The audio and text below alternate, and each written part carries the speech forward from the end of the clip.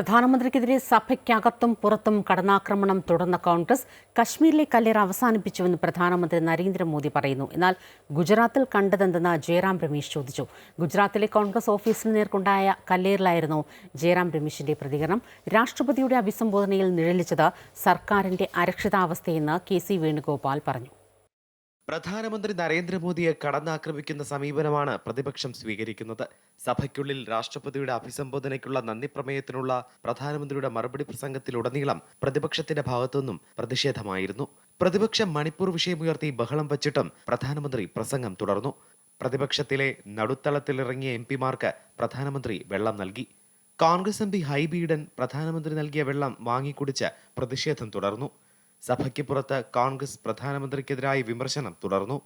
രാഹുൽ ഗാന്ധിയുടെ ഹിന്ദു പരാമർശത്തിൽ പ്രതിഷേധിച്ച് ബജ്രംഗ് ദൾ പ്രവർത്തകർ ഗുജറാത്തിലെ കോൺഗ്രസ് ഓഫീസിന് നേർക്ക് നടത്തിയ ആക്രമണം ബി.ജെ.പിയുടെ പരാജയ ഭീതിയിൽ നിന്നുണ്ടായതാണെന്നും 3 വർഷം ഗുജറാത്ത് നിയമസഭാ തെരഞ്ഞെടുപ്പിന് അവശേഷിക്കെ ബി.ജെ.പിയെ ഭയം പിടികൂടിയെന്ന് ജയറാം രമേശ് അഭിപ്രായപ്പെട്ടു.